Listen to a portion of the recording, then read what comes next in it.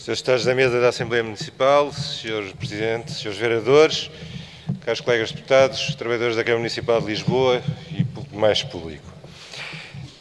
Foi há pouco aqui dito que esta reforma tinha sido aprovada e que agora estávamos apenas a discutir o como fazê-lo. Eu penso que, de facto, isso foi uma primeira linha de demarcação e ainda há pouco aqui pudemos voltar a apreciar e a ver que, de facto, mesmo depois dela ter sido aprovada, há quem continue a lutar para que ela pudesse ser revertida. E já que não o consegue fazer, porque não o tem na Assembleia da República nem maioria nem apoio, tenta fazê-lo de outras formas possíveis. Mas há uma segunda linha de demarcação, dentro daqueles que querem que a reforma vá para a frente. E essa linha de demarcação é entre aqueles que pugnam para que ela se concretize da melhor maneira possível e seja feita da melhor maneira possível, desde logo para os trabalhadores que a têm que executar, mas também e sobretudo para os munícipes e para aqueles que estão mais próximos e que os representam politicamente, que são as juntas de freguesia.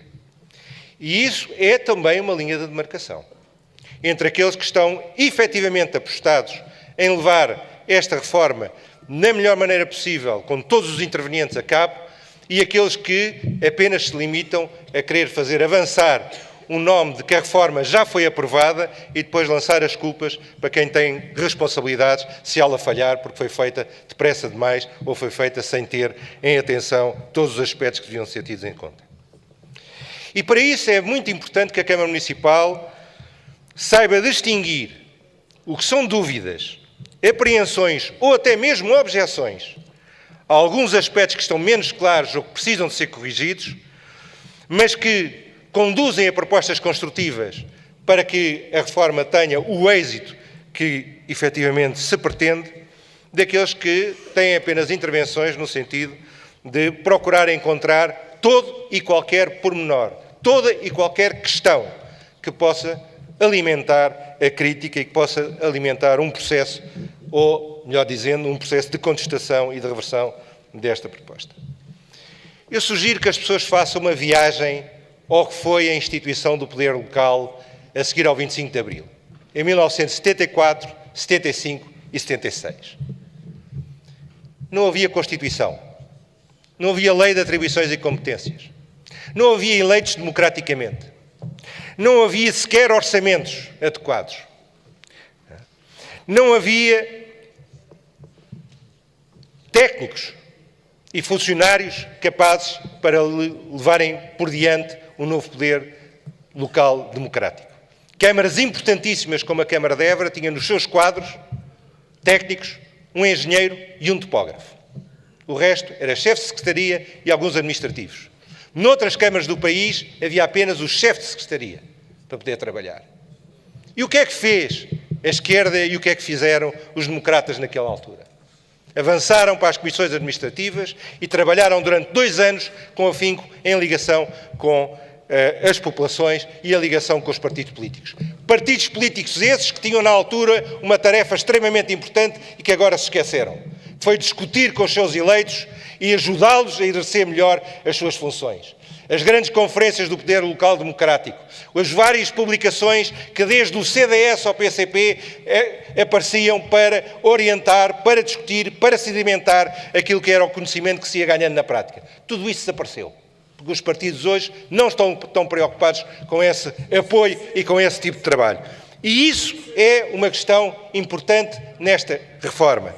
É importante que se perceba que a chave do sucesso na implementação do poder local democrático teve a ver com a capacidade de entender os contextos específicos e dela ser feita de uma forma faseada em função exatamente desses contextos e em função daquilo que era possível levar para a frente em cada momento e com os recursos que se tinha. Um diálogo muito aprofundado entre todos os intervenientes, entre aqueles que já lá estavam do tempo das autarquias fascistas, com aqueles que foram para lá de novo e com aqueles que, mesmo por vezes sem sequer terem vínculos de trabalho permanentes, arriscavam em relação a um futuro que todos queriam ser melhor. Mas também uma vontade política de avançar com o processo E é isso que era a nossa primeira linha de demarcação. Aqueles que têm a vontade política de avançar com este processo e contribuir para que ele se faça da melhor maneira, daqueles que têm como vontade política pará-lo sob todos os meios possíveis e imaginários, porque não estão, de facto, interessados em levá-lo para a frente. E fica aqui uma pergunta. Porquê é que em 89, no programa de candidatura da Coligação por Lisboa, estava a descentralização administrativa e porquê é que ela não se concretizou, apesar das maiorias absolutas que essa coligação teve em mais de 3 mandatos? Essa é a questão que hoje volta aqui a estar em cima da mesa. Não queremos voltar a ser enganados e em colocar questões num programa que depois ninguém tem coragem de pôr em execução. Estamos aqui para o fazer e é isso que é importante.